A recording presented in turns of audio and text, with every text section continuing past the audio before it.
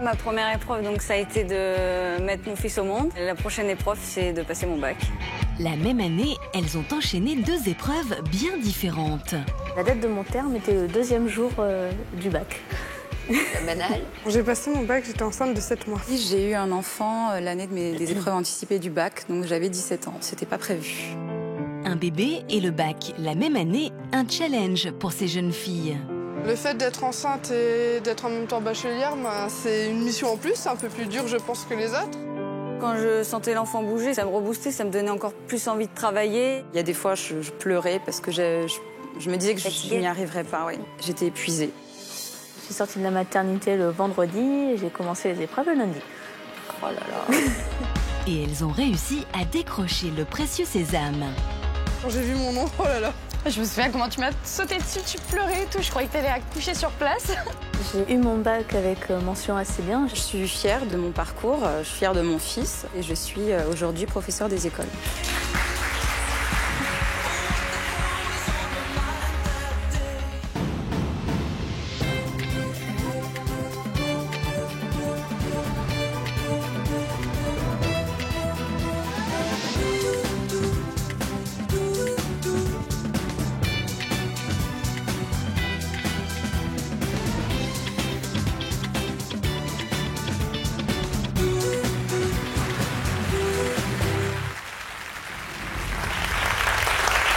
Bonjour à tous, merci d'être fidèles au rendez-vous chaque jour et merci à nos invités d'être présentes sur ce plateau. Cette année encore, plus d'1,5 million de lycéens vont passer le bac.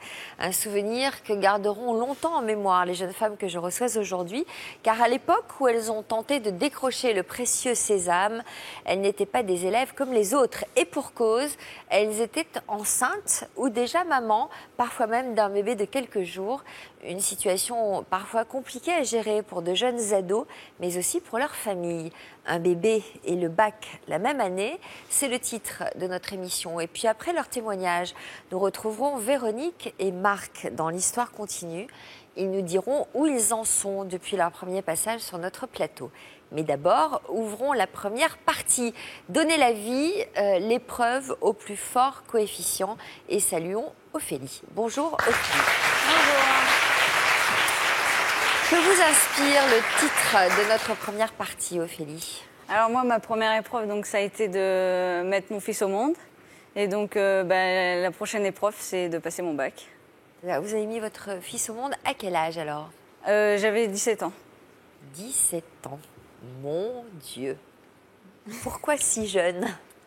Parce que je ne me voyais pas mère après 20 ans.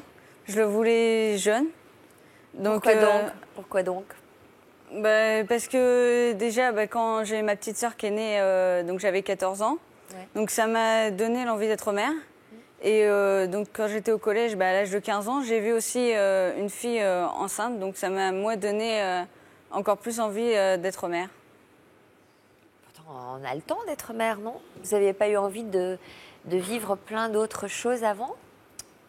Pour moi, je pouvais concilier ma vie déjà d'ado, de lycéenne, tout ça, et même être mère en même temps, quoi.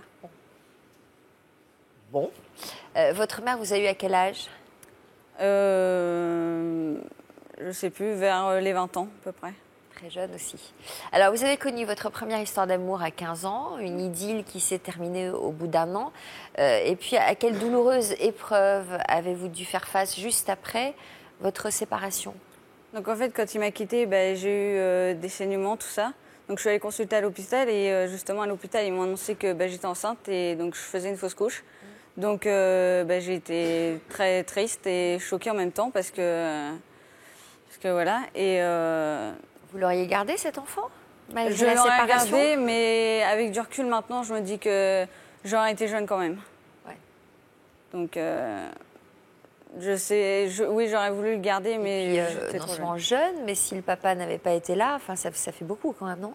Oui, voilà. Donc, avec du recul maintenant, je me dis que j'aurais été vraiment trop jeune.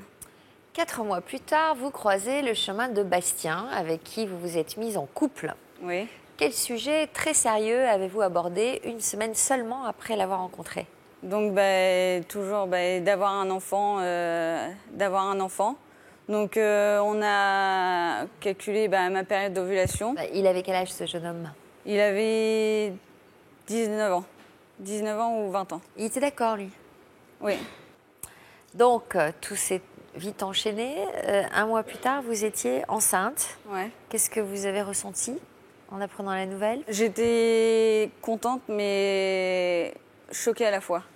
Parce que je ne pensais pas que ça allait arriver aussi vite que ça. De quelle personne de votre entourage vous appréhendiez le plus la réaction? Ma mère. Parce que suite à ce qui s'était passé avec mon ancien copain, elle m'avait dit de prendre la pilule, de prendre un moyen de contraception. Et je lui avais dit que non, je voulais pas et que je me protégerais quoi qu'il arrive, tout ça. Et je lui ai menti. Je lui ai menti. Et donc, elle l'a prise comment, la grossesse? Très mal. Très, très mal. Comment vous lui avez annoncé?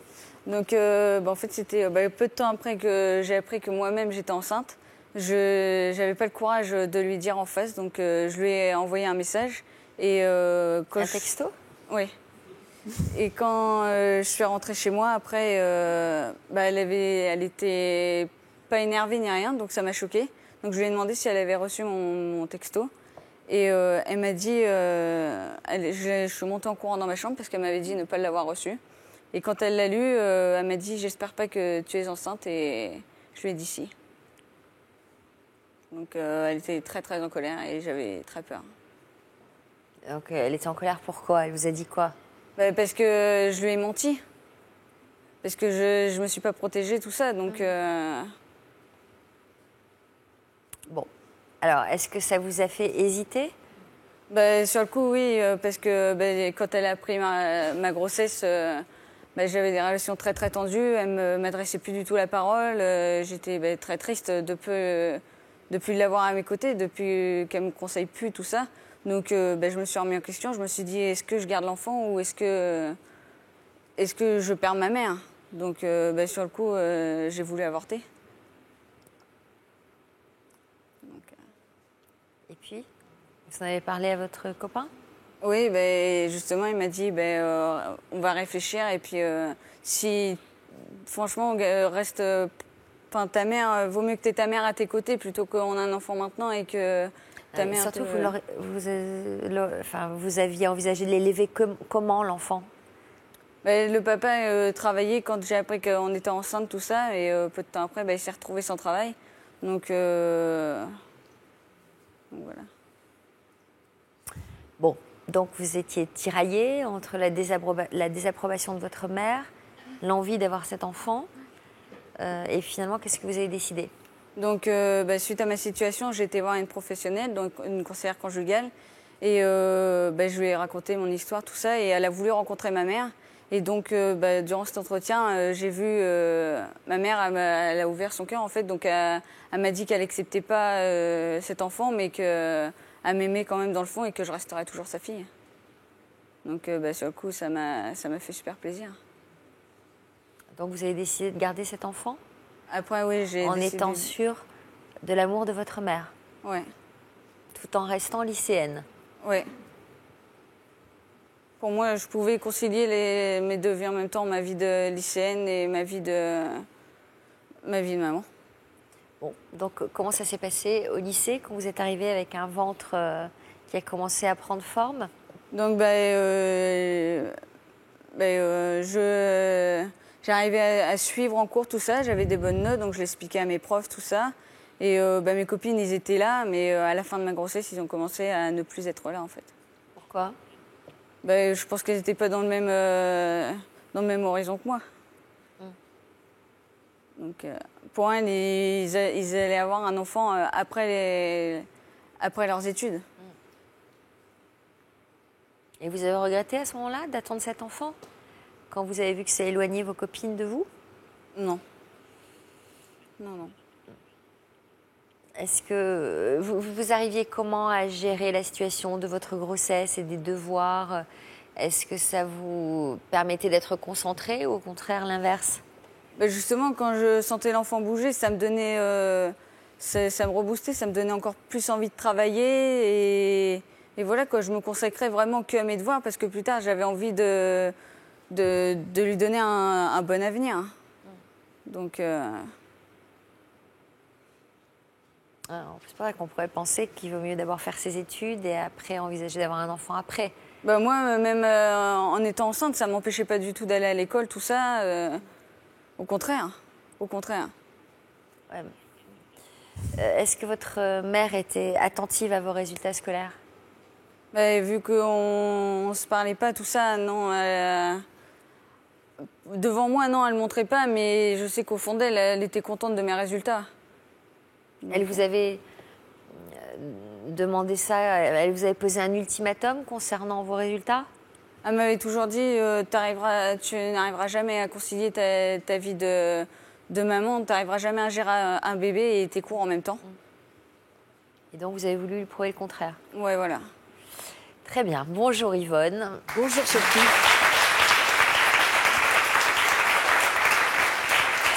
Que vous inspire l'histoire d'Ophélie?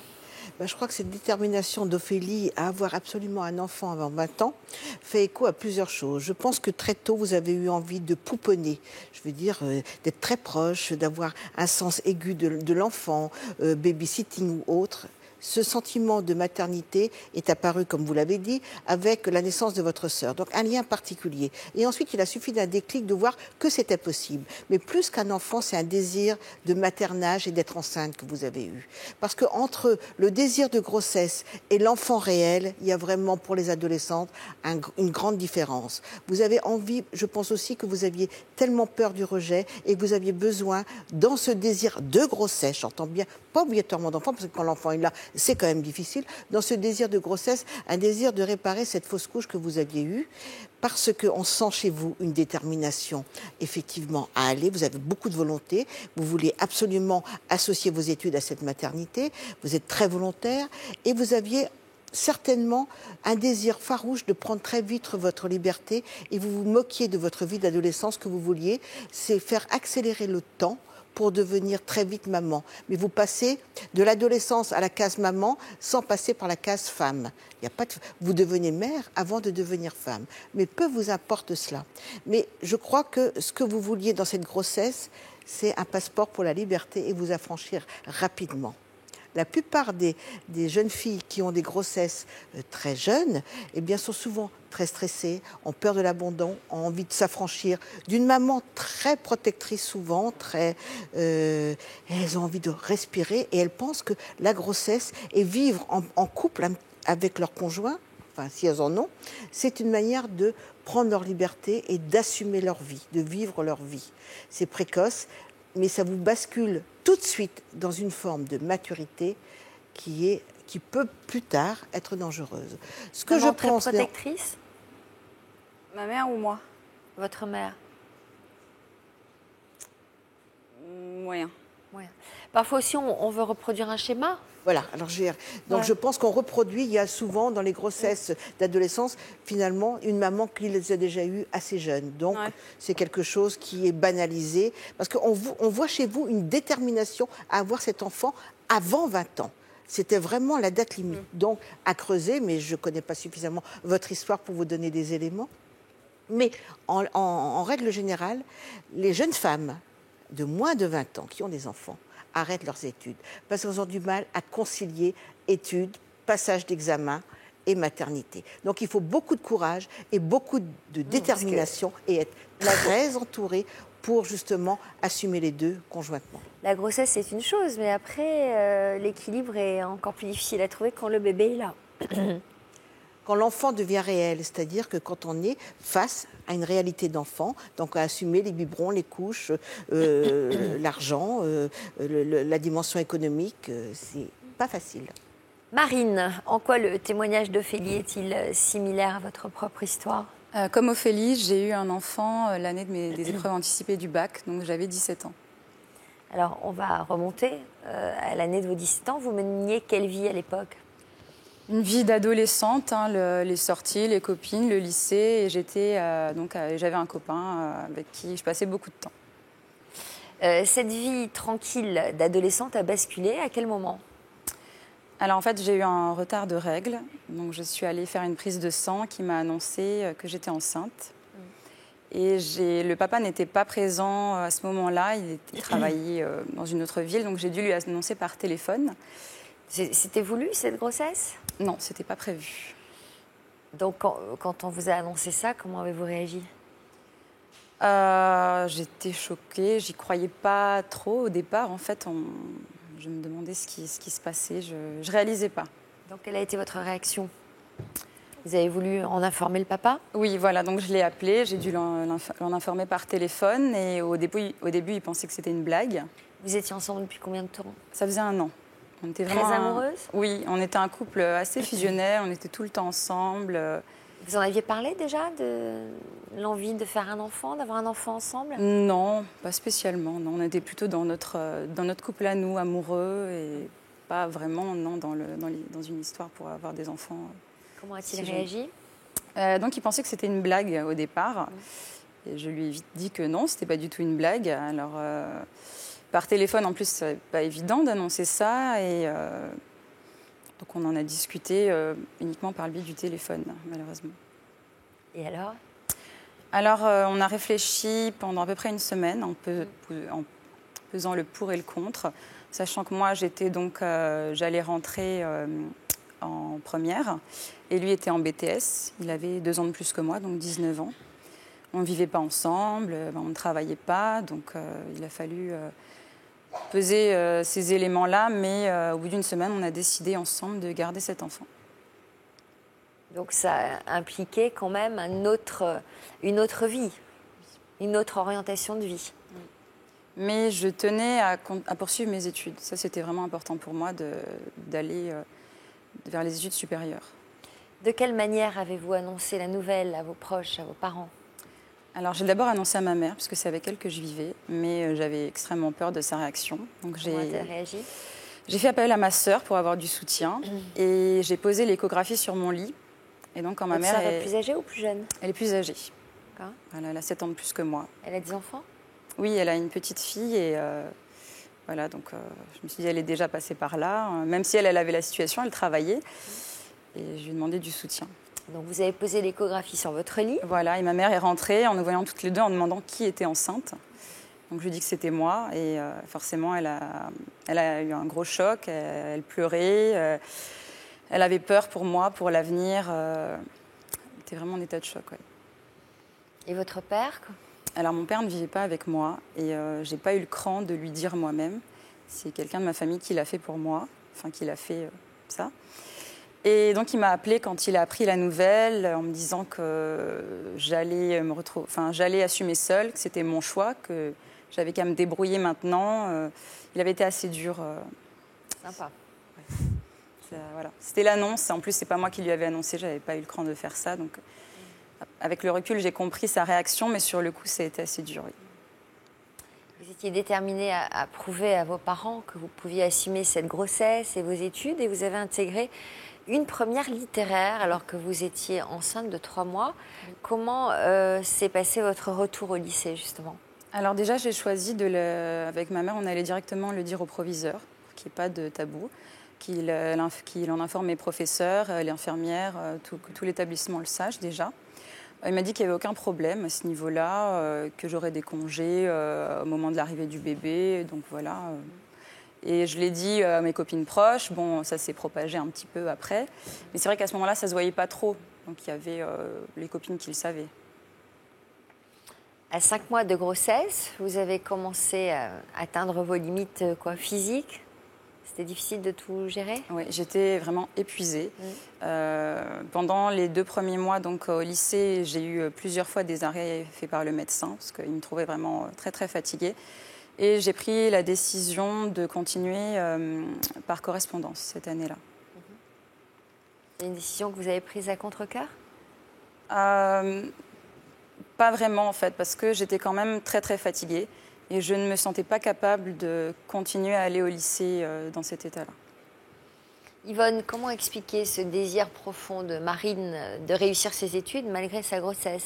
Déjà, sa grossesse, c'était quelque chose d'inattendu. Néanmoins, arrivant dans une culture familiale, parce que votre sœur avait aussi un enfant assez jeune, donc ce n'était pas dramatique.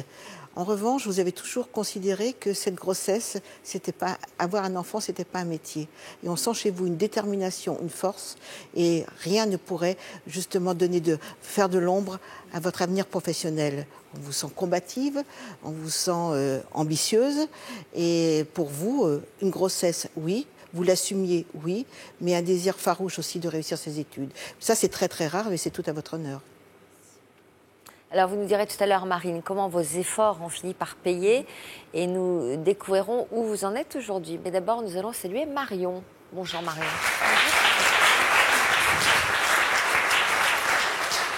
Vous aussi, Marion, vous gardez un souvenir très particulier du jour où vous avez passé le bac.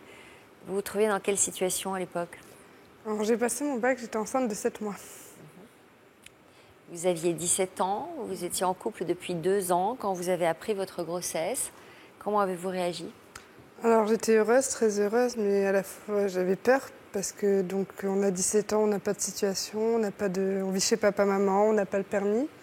Mon conjoint lui avait un petit appart, mais bon pour accueillir un bébé c'était pas assez, il travaillait tout ça. Donc tous les deux on était inquiets, on s'est dit comment on va arriver à gérer ce bébé justement. Vous le vouliez, ce bébé, ou c'est arrivé par accident? Alors, comment dire, on en parlait, on voulait justement avoir un enfant, mais on n'avait pas prévu la date où ça arriverait. C'est arrivé un peu au mauvais moment, parce que vu que j'étais jeune, donc comme je vous ai dit, il n'y a pas de situation, puis l'année du bac en plus. Donc, Sinon, vous auriez attendu un petit peu. Alors, malgré vos appréhensions concernant l'avenir, vous avez fait le choix de le garder, cet enfant. Vous avez également décidé de cacher cette grossesse pendant 5 mois. Qu'est-ce qui vous a poussé à dissimuler votre ventre? Alors c'était par rapport à mes parents, parce que je me suis dit si je leur dis avant, ils vont peut-être me parler d'avortement, et ça je suis contre, parce que voilà, on avait fait le choix de l'avoir, on l'assume jusqu'au bout, donc j'ai préféré attendre, au moins le choix, ils n'avaient pas à me parler d'avortement, quoi. Qu'est-ce qu'ils ont dit vos parents quand vous leur avez annoncé? Alors mon père, il a été assez cool, il m'a dit bon bah écoute, il est là, maintenant t'es grande, t'assumes, mais je serai toujours derrière toi. Par contre, ma mère, elle a un peu moins bien pris parce que quelques mois auparavant, elle avait fait des infarctus, donc elle a des soucis cardiaques. Et donc quand je lui ai dit, elle était effondrée, elle a pleuré, elle m'a dit que j'allais gâcher ma vie, que j'aurais pas de jeunesse, etc. Vous avez décidé de leur prouver à vos parents que vous étiez à la hauteur. Qui est devenu votre coach, entre guillemets? Mon conjoint. Votre conjoint? Ouais. C'est comme si c'était lui qui passait le bac, en fait. Il était derrière moi, apprend tes leçons, révise, fait tes dossiers. Vous voulez absolument que vous ayez le bac? Oui. Et au sein du lycée, elle a été accueillie comment, votre grossesse? Au sein du lycée, j'ai ma professeure principale je la remercie parce que sans elle, j'aurais jamais eu mon bac. Elle m'a poussée vraiment. Quand j'avais des absences, elle m'envoyait les cours par mail. Elle était vraiment là avec moi à chaque moment. Donc c'est vraiment grâce à elle, quoi. Après, il y avait des regards dans le lycée, mais bon, c'est pas méchant, mais ça m'apporte peu, quoi. C'était difficile pour vous d'étudier, de réviser tout en étant enceinte, ou vous aimiez bien ce double rôle? Alors, comment dire? Déjà, je suis pas une élève qui travaillait beaucoup, donc j'ai travaillé une matière que j'aimais bien. Donc les révisions, bon ben, ça allait. Mon conjoint me poussait fort derrière, donc je révisais, mais le fait d'être enceinte, en rien, ça n'a changé mon fait d'être scolaire, à part pendant mes stages, quoi. Alors, quelques obstacles se sont quand même dressés en travers de votre route. Quelles difficultés avez-vous dû affronter? Alors, quand on est en bac pro, donc, on a des périodes de formation à faire en milieu professionnel. Et donc, mon premier stage, en fait, je leur ai dit que j'étais enceinte. Et donc, j'ai eu quelques absences. Et on devait rattraper ces absences. Et encore malade, j'ai pas pu les rattraper. Du coup, à une semaine de mon deuxième stage que je devais effectuer chez eux, ils m'ont virée. Et donc, j'ai trouvé un autre lieu de stage. Comment vous êtes-vous débrouillé pour décrocher ce dernier stage indispensable à l'obtention de votre bac? J'ai caché ma grossesse. Comment? Je leur ai pas dit tout simplement, et ma grossesse, ça s'est vu qu'à partir que 6 mois que j'étais enceinte, donc je leur ai caché ma grossesse. Et ils l'ont découvert parce qu'un jour, mon tuteur m'a demandé de porter un carton très lourd et j'ai préféré éviter par rapport au bébé, donc mon collègue a dit à mon tuteur que j'étais enceinte. Alors, vous nous direz tout à l'heure comment vous en êtes sortis le jour des épreuves du bac, et puis on découvrira en images à quoi ressemble votre vie aujourd'hui. Mais d'abord, nous allons saluer Océane. Bonjour.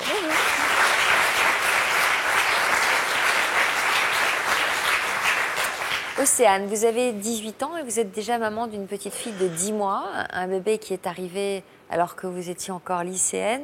C'était une grossesse désirée? Oui, j'ai eu des problèmes de santé quand je suis sortie avec le papa. Donc, au niveau de ma contraception que je ne supportais absolument plus et donc j'avais tous les mois tous les symptômes de grossesse avec les retards, les nausées, et tout ce qui va avec. Et quand j'ai dû l'arrêter, on s'est dit pourquoi pas mettre un enfant en route. Donc là, vous aviez quel âge? J'avais 17 ans. Bon, vous n'avez pas eu peur? Oui, 17 ans. Pas sûr. Oui, non, c'était bon. 17... Alors, vous êtes tombée enceinte 7 mois plus tard et le hasard du calendrier n'a pas forcément bien fait les choses. Pour quelle raison? Je suis tombée enceinte en septembre, donc ça faisait les 9 mois pile de scolarité et elle naissait la date de mon terme était le 2e jour du bac.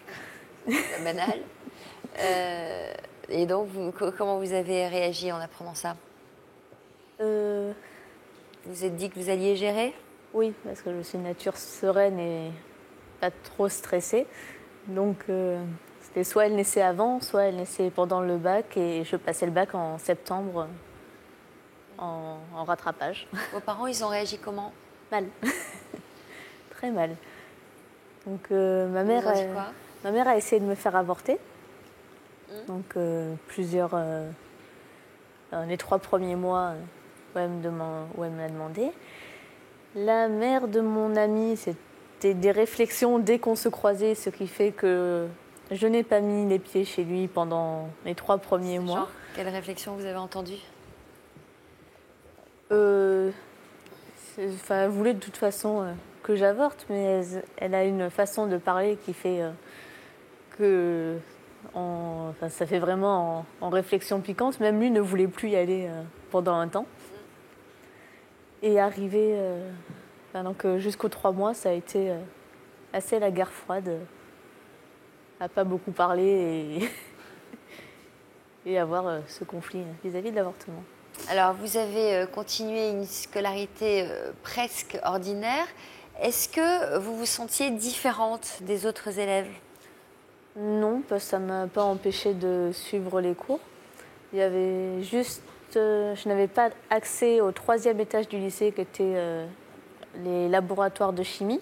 Donc je ne pouvais même pas franchir la porte de l'étage parce que mon lycée étant spécialisé en biologie médicale et chimie, donc c'était des produits très toxiques déjà de base pour les personnes normales. Donc enceinte, j'y avais encore moins droit. Et pendant les manipulations de biochimie, c'était ma meilleure amie qui manipulait les produits chimiques que je ne pouvais pas toucher.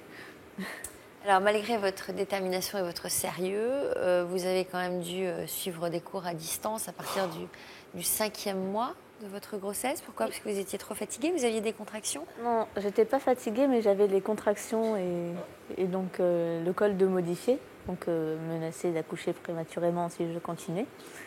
Donc, ma meilleure amie m'envoyait, me recopier, photocopier les cours et les donner au CPE de mon lycée qui me les envoyait chaque semaine. Donc, ça m'a permis d'avoir tous les cours. Et je retournais au lycée pour les devoirs continus et le bac blanc qui était 2 semaines après mon arrêt médical. Donc, ça n'avait pas servi à grand-chose. Comment vous organisiez? Vous travailliez tous les jours avec des horaires précis? Comment ça se passait? Non. Comme Marion, je ne suis pas du style à réviser. Donc, je révisais ce dont j'avais besoin sur le moment. Yvonne, comment on parvient à se concentrer sur ses études quand on est sur le point de devenir mère? D'abord, il faut faire appel à l'entourage, aux amis, aux professeurs. Et comme a dit Marine, je trouve ça très intéressant.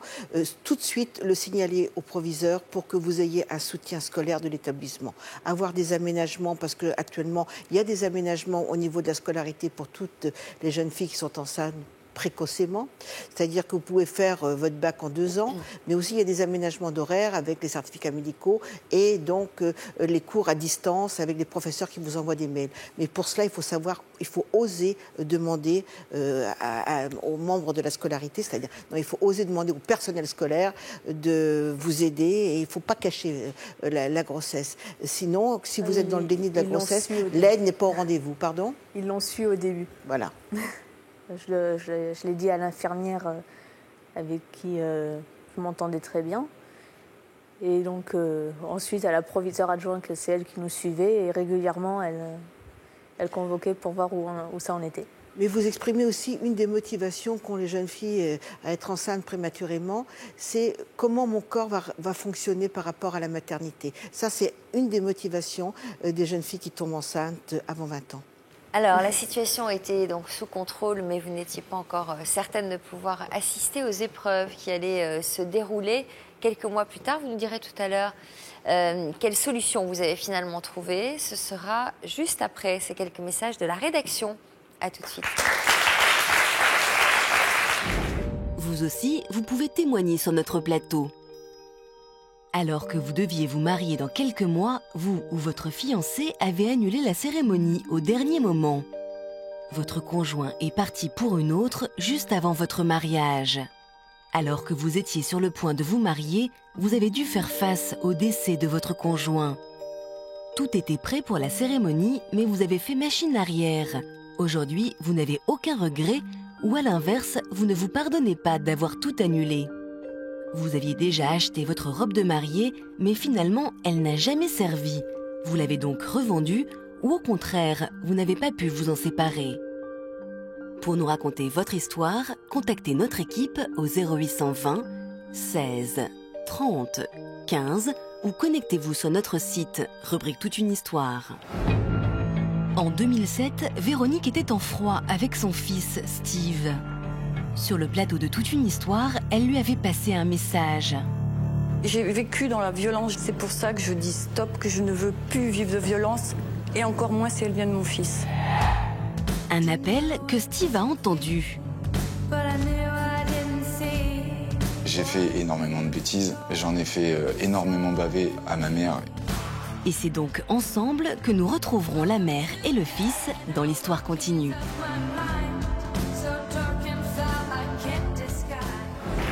C'est la suite de notre émission. Les jeunes filles que je reçois aujourd'hui étaient des lycéennes comme les autres, jusqu'au moment où elles sont tombées enceintes avant de passer leur bac. Elles ont alors décidé d'assumer cette grossesse et dû redoubler d'efforts pour prouver à leur entourage qu'elles étaient capables de jongler entre leurs examens et leur vie de future maman. Alors, sont-elles parvenues à atteindre leur objectif ? C'est ce qu'elles vont nous raconter dans la deuxième partie de notre émission que nous avons intitulée « Des révisions au biberon ». Et si vous souhaitez réagir à l'émission, n'hésitez pas à vous connecter sur Facebook. Marion, vous êtes tombée enceinte l'année de votre bac. Vous avez décidé de garder cet enfant malgré l'inquiétude de vos parents et plus particulièrement de votre mère. Comment a-t-elle vécu votre grossesse, votre mère ? Donc après une annonce assez difficile à accepter pour elle, ensuite elle s'est révélée très présente pour moi. Elle est venue avec moi à la première échographie, les rendez-vous médicaux, elle était là, elle a acheté beaucoup d'affaires pour le petit et c'est super quoi. Au final, elle l'a super bien pris. Alors voir sa fille devenir mère aussi jeune n'a pas été facile pour votre maman. Eh bien c'est ce qu'elle va nous expliquer. On accueille Bénédicte.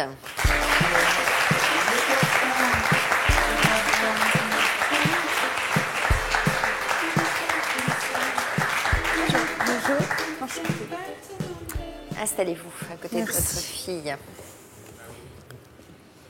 Bénédicte, quel souvenir vous gardez du jour où Marion vous a annoncé sa grossesse ?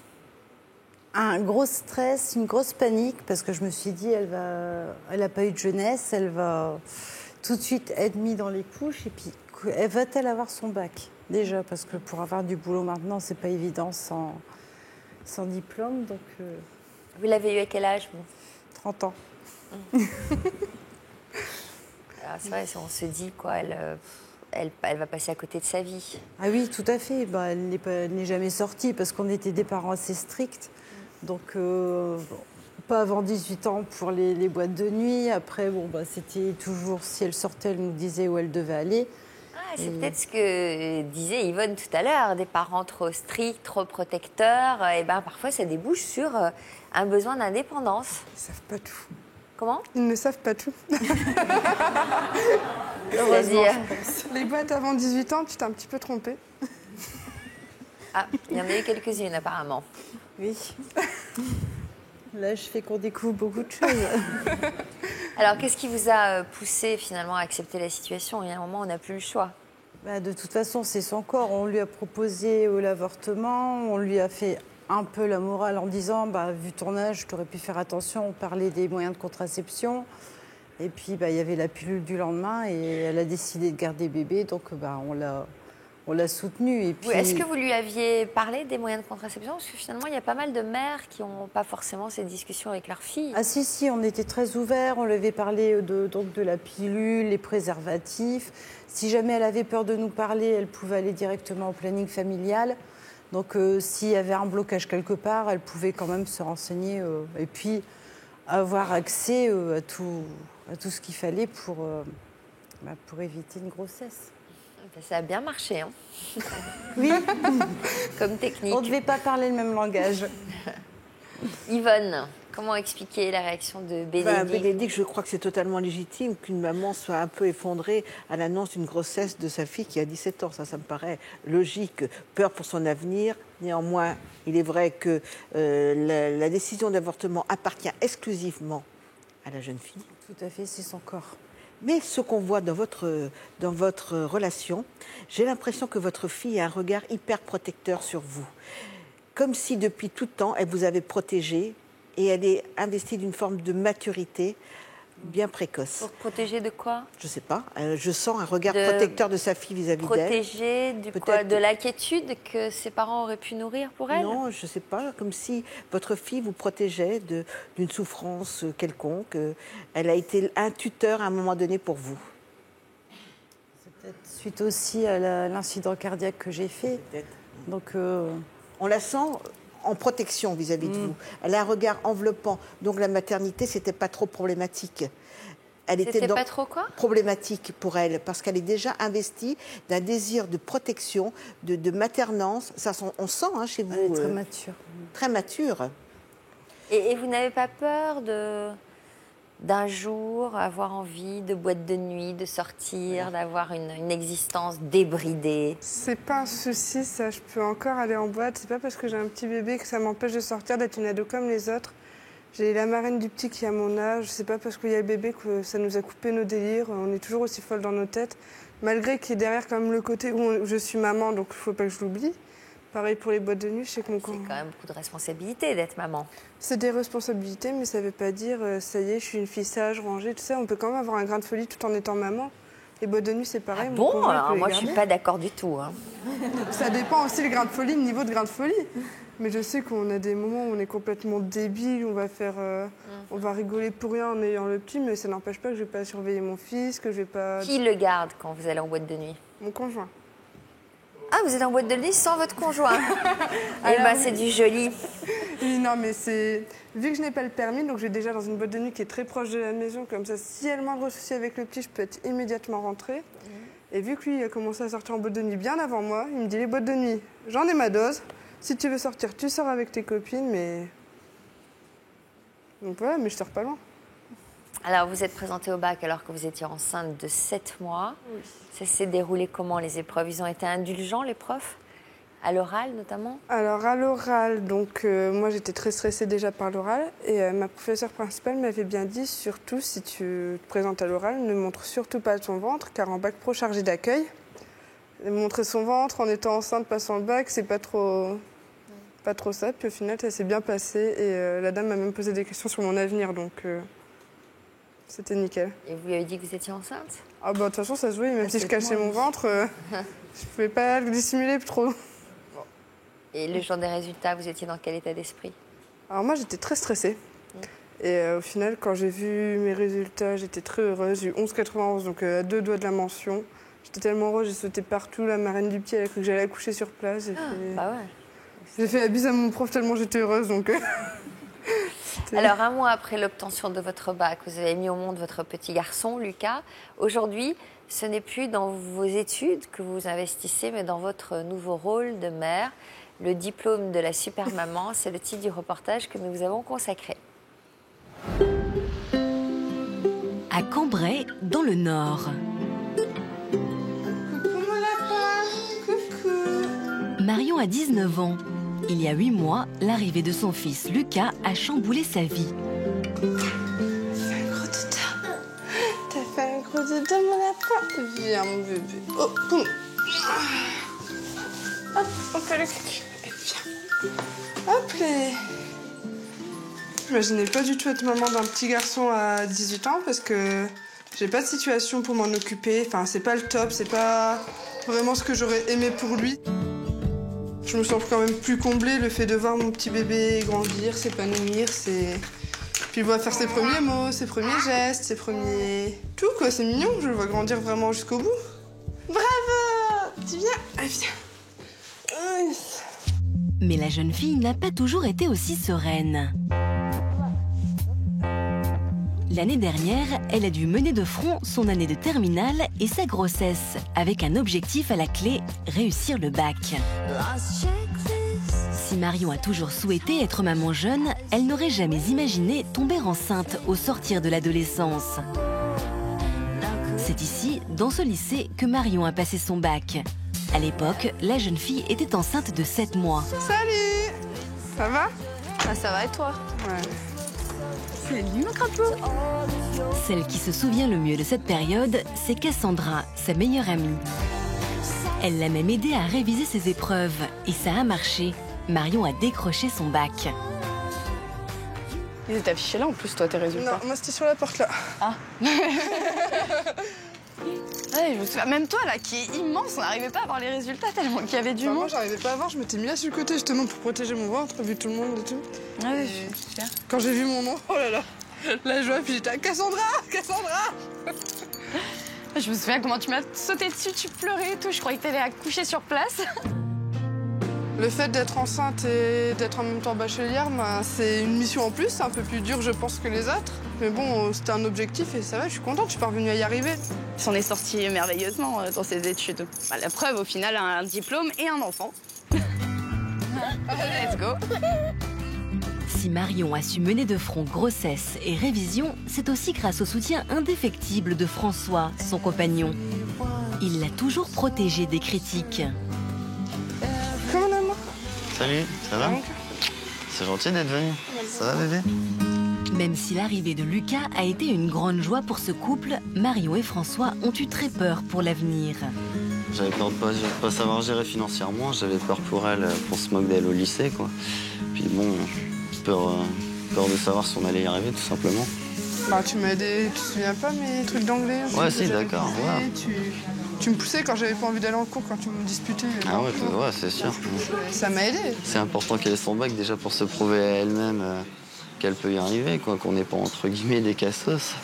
Et puis bon, même, enfin voilà, quoi, ça ferme certaines mauvaises langues.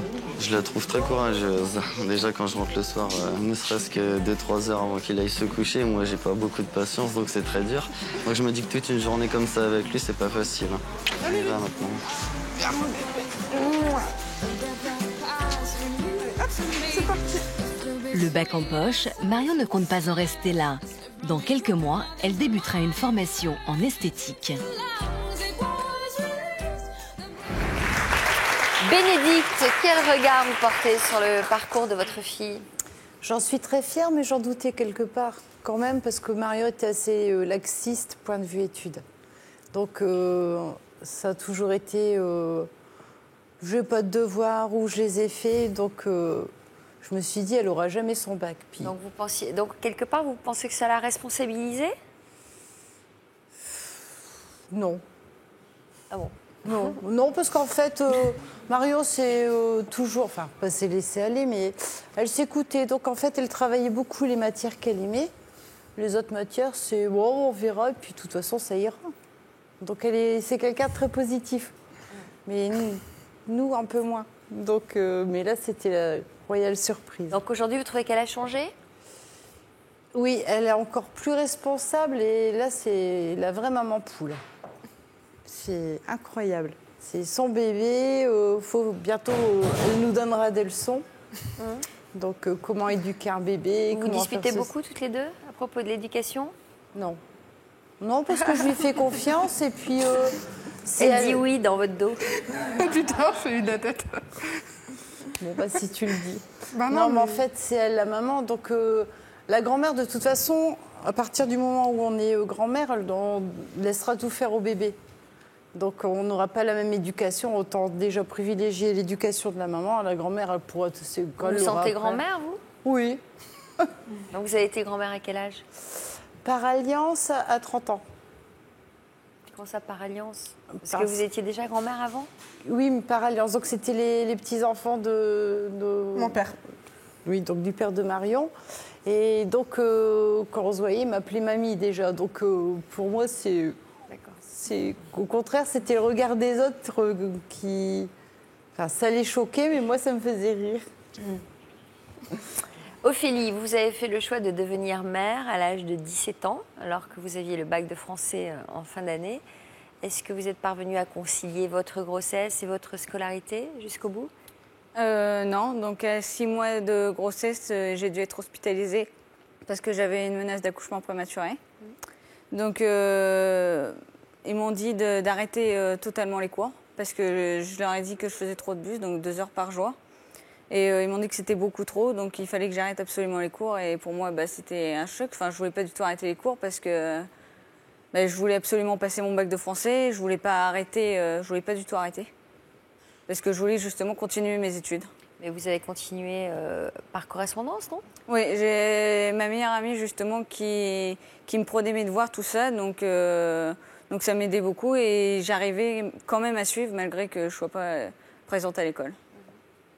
Et donc justement, à ce passage-là, j'ai retrouvé ma mère parce que justement, elle avait eu un accouchement prématuré. Donc elle a eu peur qu'il m'arrive la même chose. Donc justement, j'ai retrouvé ma mère à ce moment-là et mon frère en même temps parce que mon frère, pendant ma grossesse, était vraiment très très dur avec moi. Et maintenant, on a des relations vraiment très très... Il était très dur parce qu'il a mal accepté aussi cette idée? Il l'a très très mal accepté. Donc finalement, quand ils ont vu que vous aviez besoin d'eux, ils se sont rapprochés de vous. Ouais. Alors vous avez accouché d'un petit Tyrone, le 7 juin 2013, au moment où vos camarades passaient leur bac de français. Ça veut dire quoi, que vous n'avez pas pu passer votre bac? Disons que j'ai accouché peu de temps avant le bac et mes professeurs m'ont dit tu seras pas assez apte à passer les épreuves de français, donc on te conseille de plus le passer en septembre, comme ça tu pourras plus réviser tout ça. Et vous avez fait? J'ai beaucoup révisé avant d'accoucher, mais après avoir accouché, j'ai eu le baby blues, tout ça, et j'arrivais pas du tout à réviser. Et donc voilà. Vous avez eu un baby blues? Ouais. Pour quelle raison? J'avais l'impression d'être une mauvaise mère. À chaque fois qu'il pleurait, je pleurais parce que j'avais l'impression de ne pas savoir ce qu'il avait en fait. Donc, et puis j'étais très très très très fatiguée. Et finalement, vous en êtes remise, vous avez passé le bac en septembre alors? Ouais, j'ai passé le bac en septembre, mais j'étais pourtant sûre de mes connaissances, tout ça. Et je me suis retrouvée quand même avec des mauvaises notes. Pourtant, quand j'ai rendu mes copies et tout, j'étais vraiment très très sûre de moi. Combien vous avez eu? J'ai eu 8 et 4. Ouais, c'est pas terrible. Non. Bon. Donc quand j'ai vu mes notes, forcément, j'étais déçue et je comprenais pas pourquoi. Mais alors, vous aviez été découragée par le résultat ou pas? Je me suis dit, vu que j'ai des mauvais résultats, l'année prochaine, il va falloir que je redouble d'efforts. Non seulement parce que maintenant, il y a le petit et vu que j'ai des mauvais résultats, forcément, ça vient de quelque part. Donc, il faut revoir toutes les méthodes. Donc, vous avez redoublé d'efforts? Voilà. Et non pas votre année? Non. Donc, vous avez repris le chemin du lycée en septembre pour effectuer votre terminale. À quoi ressemble votre quotidien aujourd'hui? Le matin, je me lève à 6h30, donc forcément, je m'occupe de mon fils d'abord, en premier, avant de penser à moi. Donc, je le prépare, tout ça, je me prépare. Je vais le porter à la crèche. Après, je suis plus maman, je retourne lycéenne. Donc, je vais au lycée. Le soir, je le récupère à la crèche. Je m'occupe de lui, tout ça. Et donc, en semaine, j'ai pas beaucoup de devoirs parce que je m'arrange à faire tout en semaine. pour justement le soir lui consacrer un peu plus de temps parce que comme je le récupère assez tard et que je termine assez tard les cours, j'aime bien profiter un petit peu de lui, quoi. Mais quand est-ce que vous faites vos devoirs alors? Le vendredi soir, quand je rentre des cours. Un seul soir par semaine?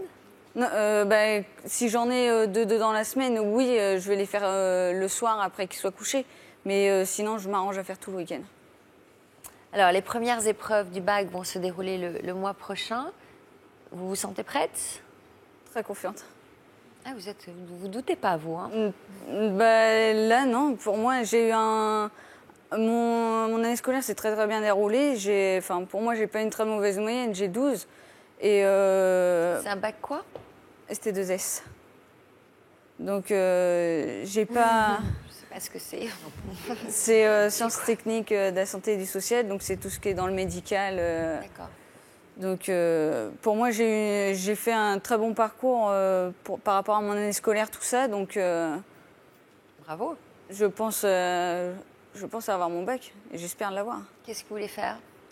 Je voulais passer mon concours auxiliaire péricultrice. Et là, vous avez de l'entraînement. Oui. Et sinon, aller à l'IFEN du Havre pour faire éducateur de jeunes enfants. Donc, c'est ce que vous allez faire après votre bac, après l'obtention de votre bac? J'aimerais bien. Donc, vous regrettez rien? Non. Comment il va, Tyrone? Super bien. Il a sa maman quand même pour lui, vous avez du temps. Vous n'êtes pas trop stressé quand vous le retrouvez le soir? Vous vous dites pas, voilà, j'ai pas fait mes devoirs, j'ai pas assez travaillé? Non, parce que mes devoirs, je sais qu'ils sont faits le week-end, tout ça. Donc, et je sais que si j'en ai à faire pour le lendemain, quitte à me coucher très tard et puis à me lever très tôt, je vais les faire, mais je veux passer absolument des moments avec lui. Il n'y a pas des moments où vous avez envie de ricaner avec vos copines sans avoir trop de responsabilités dans la tête? Des moments, j'en ai à l'école. Donc, à l'école, c'est pas la maison. Donc, j'évite de parler au moins de Tyrone, quoi. Et voilà, donc, je pense comme toutes les jeunes filles de mon âge, hein, c'est pas parce que je suis maman que je vais penser forcément qu'à mon fils, quoi. Eh bien, elle est impressionnante, cette jeune femme. Hein. Très déterminée, très courageuse. Et mais on sent aussi chez vous que vous avez eu précocement cette fibre à vous occuper des jeunes enfants. Vous voulez être dans la petite enfance comme métier. Vous avez eu votre petite sœur à 14 ans. Votre maman vous a eu à 20 ans. Donc vraiment, on sent déjà très très vite cette propension à vous occuper de petits enfants, de bébés. Marine, vous vous êtes tombée enceinte l'année des épreuves anticipées du bac. Vous avez donné naissance à votre petit garçon le 12 février 2005. Quel souvenir gardez-vous du jour de sa naissance? Ce qui m'a beaucoup marqué ce jour-là, c'est la présence de ma mère, en fait. Parce qu'elle est restée avec moi à l'hôpital toute la journée, toute la nuit. Elle a été vraiment à mes côtés à 100%. Et j'avais absolument besoin d'elle dans ces moments-là. Et donc, j'ai rencontré mon fils ce jour-là et c'était une belle journée. Alors, Marvin est né quelques mois avant les premières épreuves du bac. Est-ce que vous avez pu bachoter autant que vous le souhaitiez? Non, ça a été assez dur. Déjà, le travail par correspondance, c'était dur. J'étais toute seule face à des énormes blocs à lire. Je devais travailler vraiment toute seule, donc ça a été dur. Et une fois donc ça c'était avant qu'il arrive, et une fois qu'il est arrivé, la nuit il était très très en forme. Et la journée il dormait, mais je ne pouvais pas me permettre de dormir.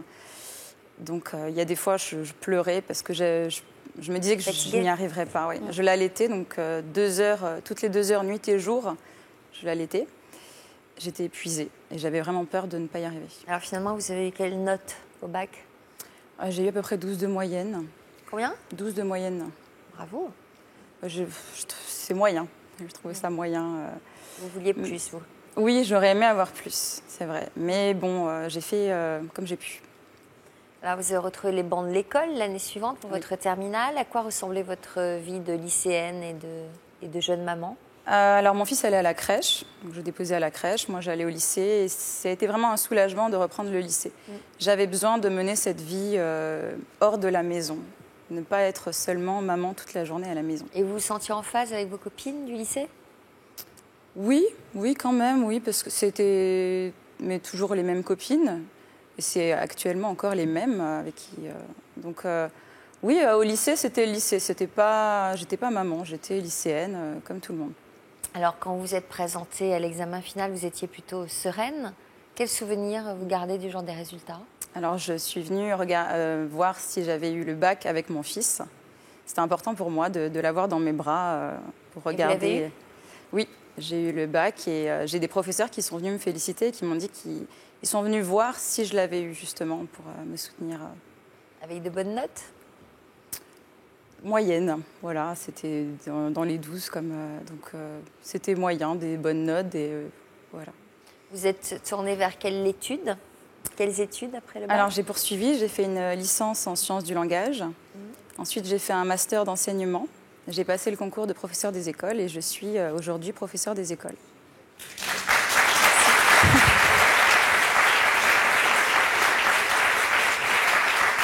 Alors, aujourd'hui, vous avez 26 ans, votre fils en a 9. Oui. Quel regard vous portez sur votre parcours?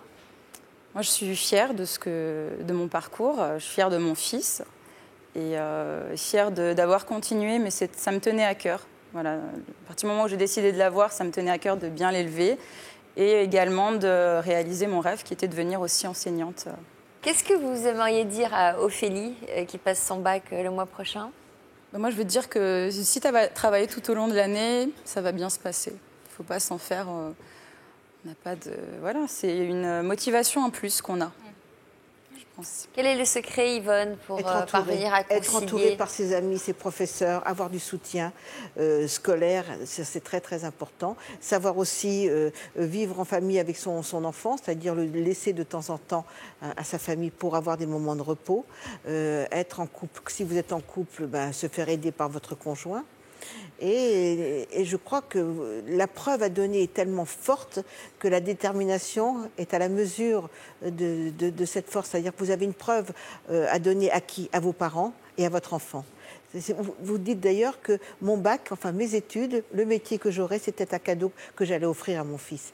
Mais parce qu'il fallait qu'il soit fier de vous. Donc, vous avez besoin d'être reconnu par rapport à ce bac, par rapport à ces études, que vous devez continuer. Mais je vous répète que c'est très rare que les jeunes filles qui ont des grossesses très précoces parviennent à continuer leurs études. Elles préfèrent parfois se tourner vers le monde du travail. Et je trouve que c'est très admirable de votre part. Comment vous réagiriez, vous, Yvonne, si c'est une bonne question. Je crois très mal. Votre fille vous annonce ça. Elle a quel âge, votre fille? 20 ans. Je crois très très mal. Enfin, je pense que je ferai tout pour qu'elle continue ses études. Très mal, vous n'avez pas le droit de réagir très mal. En tant qu'Yvonne de la télé, vous n'avez pas le droit. Si. Non, alors je serais, disons, choquée, Sophie. Parce qu'au fond, je perds mon enfant. C'est-à-dire que quand un enfant, enfin une jeune fille devient maman, eh bien c'est plus son enfant, elle devient maman et elle devient adulte avant l'âge. Et peut-être que je ne suis pas prête à perdre encore ma fille comme enfant. Donc les études avant tout? Oui. Non, un avenir quand même, une sécurisation. Elle fait des études de quoi? De communication internationale. Très bien. Bon, donc moi j'annonce à ma fille aussi que je réagirai très mal.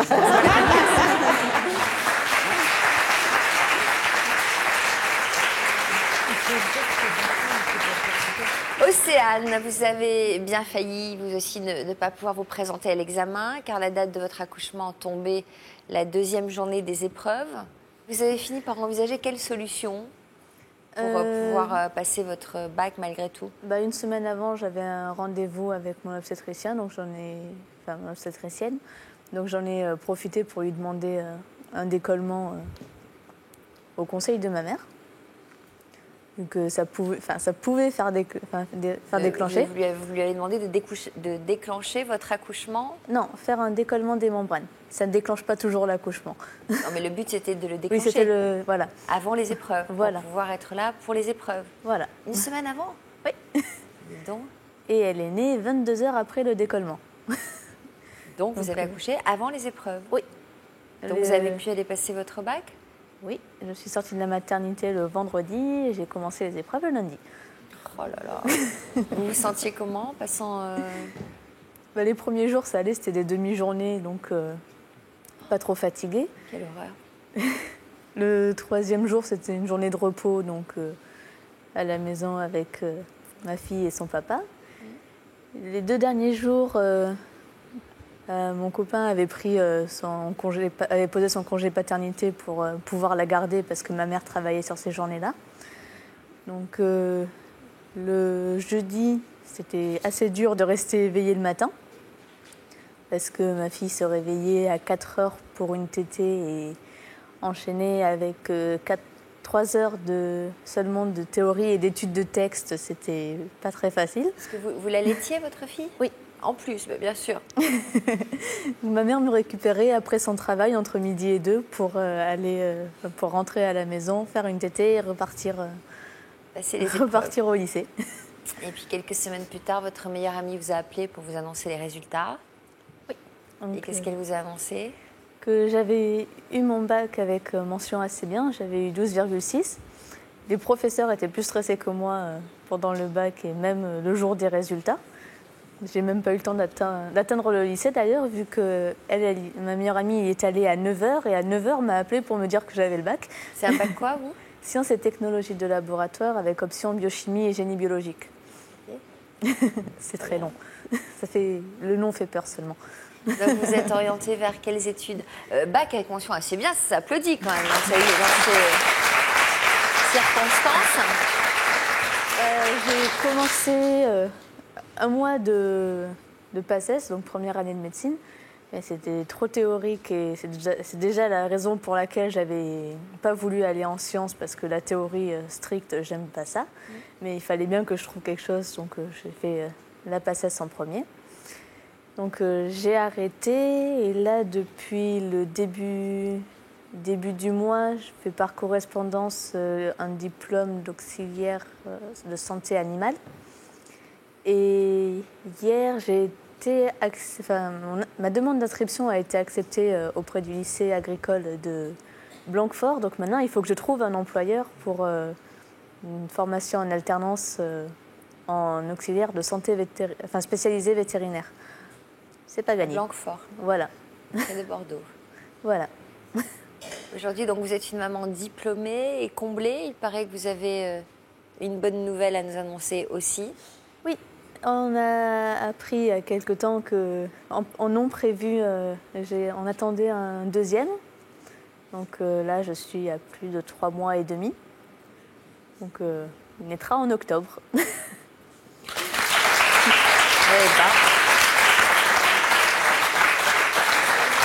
Moi, je suis assez fascinée parce qu'il y a 2 attitudes quand on a envie d'avoir un enfant. Soit on veut tout border, on va avoir un travail, on veut avoir les moyens de l'élever et donc on remet toujours la décision en question parce qu'il y a toujours un truc qui ne va pas.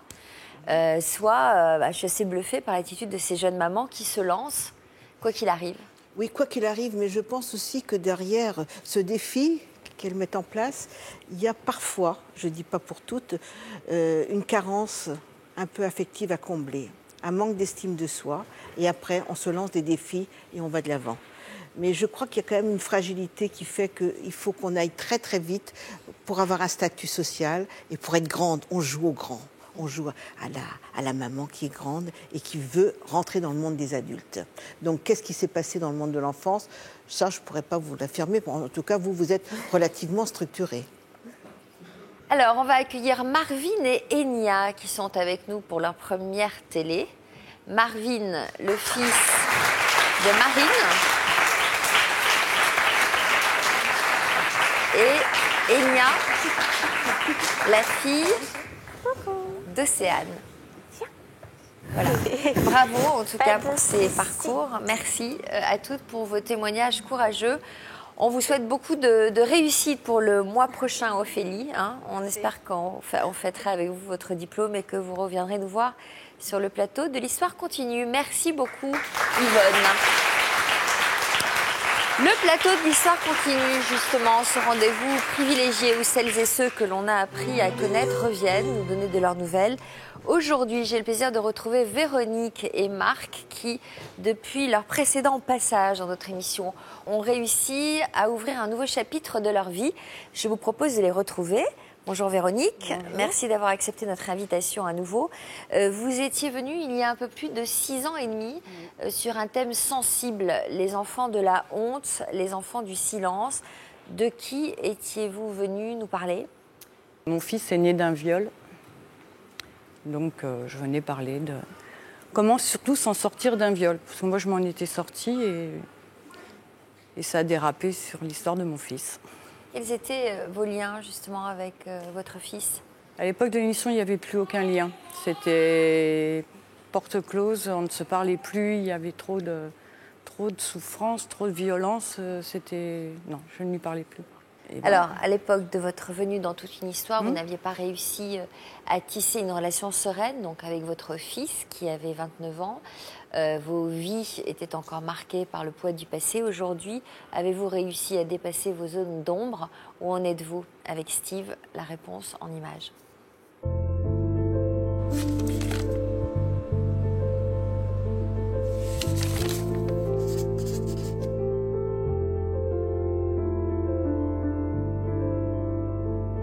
On ne sort pas indemne quand on apprend à son fils qu'il est issu d'un viol. À seulement 18 ans, la vie de Véronique avait basculé le jour où elle avait été agressée sexuellement. Je me suis retrouvée enfermée dans une maison. Et après, ils se sont amusés. Vous êtes retrouvée enceinte? Oui. Après ce viol, qui savait? À qui l'avez-vous dit? Personne. Personne? Personne. Vous aviez un petit ami à l'époque? Oui, j'en avais un. Vous ne lui avez pas dit? Non. Je parlais à personne. Ce n'est qu'à l'âge de 17 ans que son fils, Steve, avait appris l'histoire de sa naissance. Depuis, mère et fils ne se comprenaient plus, au point de rompre tout contact. Vous voulez vous rapprocher de votre mère? Non, c'est comme elle veut. Non? Non. Pourquoi non? Parce que c'est une façon de me protéger. De quoi? De tout ce qui m'a fait vivre. Et entre l'alcool, la drogue, la prison... Vous ressentez quoi? C'est pas d'indifférence. Sinon, vous accepteriez qu'il se mette en face de vous. Non, c'est par rapport à son t-shirt que j'ai pas voulu qu'il soit en face de moi. Ça va arriver près de chez toi? Est-ce qu'on peut avoir un autre t-shirt? On peut trouver ça, je pense, ou une chemise. Vous acceptez de changer de votre t-shirt? Pas de souci. Allez en coulisses, alors, si vous voulez. Face à la violence de son fils, Véronique s'était repliée sur elle-même, par peur de souffrir. Vous l'aimez votre fils comme ça? Pour l'instant, c'est... Qu'est-ce qui est pas normal, Je n'ai pas exactement? de sentiment. Je me suis tellement pas de sentiment protégée, pour votre blindée. fils? Il n'y a pas de haine. J'ai vécu dans la violence. C'est pour ça que je dis stop, que je ne veux plus vivre de violence. Et encore moins si elle vient de mon fils. Le fait qu'elle dise aujourd'hui, j'ai envie de couper parce que je souffre trop à votre contact. C'est pas la première fois qu'elle me le dit. Non, ça me touche pas particulièrement. Voilà, c'est un deuil qui a été fait depuis longtemps.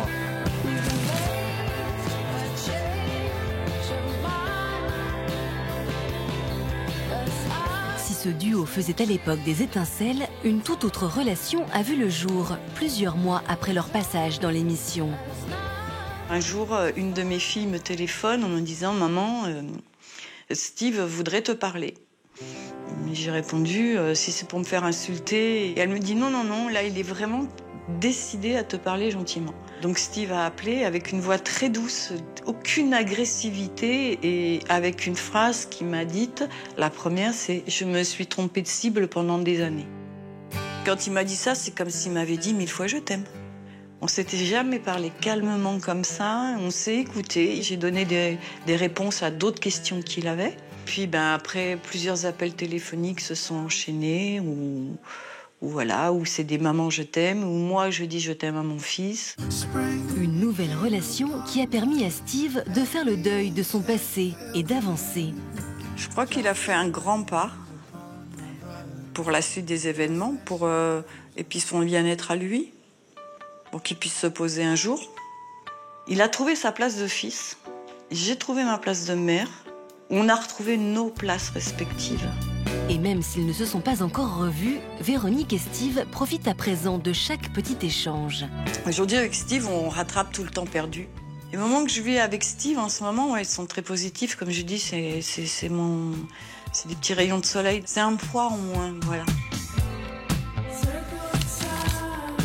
Muriel, une amie de Véronique, a été d'un soutien permanent pour la soulager du poids de son passé. Un passé qui a longtemps poursuivi Steve. J'ai fait énormément de bêtises, j'en ai fait énormément baver à ma mère et elle s'est laissée déborder par ma noirceur. Quand j'ai connu Véronique, je crois qu'elle s'était résignée à ce qu'il n'y ait plus rien entre Steve et elle. Donc elle ne pouvait plus agir comme une mère et elle s'était résignée à ça. Mais Steve avait alors ressenti le besoin de faire un pas vers sa mère. J'ai pensé que justement, pouvoir étouffer ce côté noir passait par le fait de pouvoir récupérer un dialogue avec ma mère et de comprendre d'où je venais, quoi. Et d'essayer de comprendre pourquoi elle avait agi comme ça. À partir du moment que Steve a compris son histoire, c'était important aussi qu'il retrouve un lien avec sa mère parce qu'il faut un ordre dans la vie. Sinon, on ne peut pas être en paix avec soi-même. Aujourd'hui, fini les relations toxiques. Mère et fils souhaitent aller de l'avant. Maintenant, dans ma tête, c'est j'appelle ma mère. Je lui donne des nouvelles, je prends de ses nouvelles. Jamais ça se serait passé avant ça. Je crois qu'elle est à l'affût pas mal à chaque fois des coups de fil ou des messages Facebook. Elle va pas le dire, mais ça se sent. De retrouver ma mère, de toute manière, ça me permet de retrouver une partie de moi. Ça me permet d'être apaisé et de voir un avenir plus calme. Ça se voit que c'est quelqu'un de blessé, Steve. Mais en même temps, on voit qu'il y a du bonheur. Donc le bonheur va finir par cacher le malheur. Et j'espère qu'ils vont aller de l'avant tous les deux et que ça va continuer. Si j'avais quelque chose à lui dire, maman, je t'aime.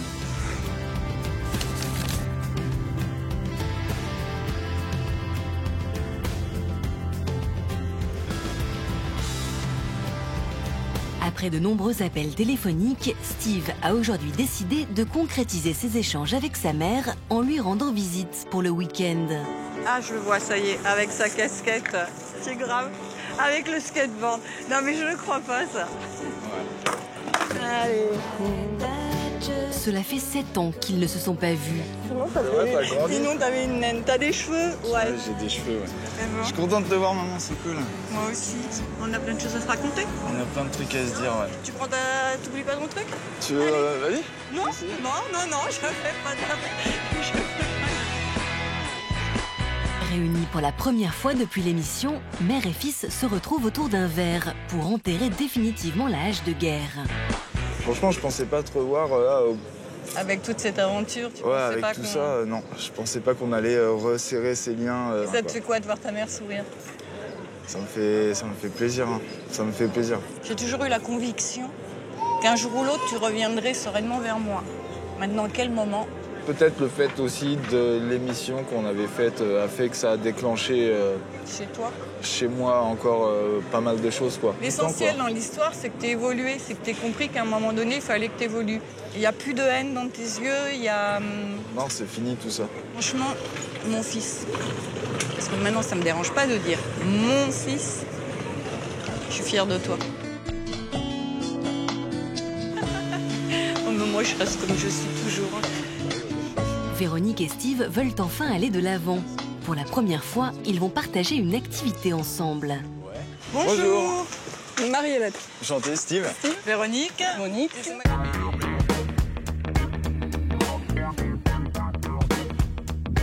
Steve sait faire avec une pagaie simple, hein, une seule paille. Merci, ouais. Voilà. C'est plus simple. Et plus facile pour Véronique, une pagaie double. D'accord. Ça deviendra instinctif, sans problème. C'est comment on fait? Oui, quand même. D'accord.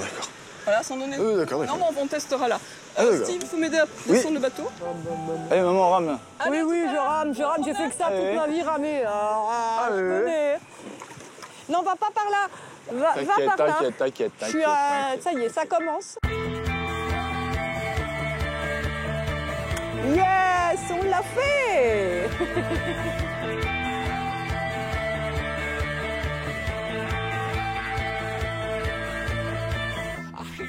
Ah, mais t'es pas obligé de pagayer tout le temps, hein, tu sais, tu peux te laisser porter. Tu vas voir. Hop. Pour une fois, c'est toi qui... Ah, pour une fois, tu vas être obligé d'avoir vraiment confiance en moi. Ah ben j'ai confiance en toi, là. Tu peux... Tout doucement. Là, j'ai vraiment confiance.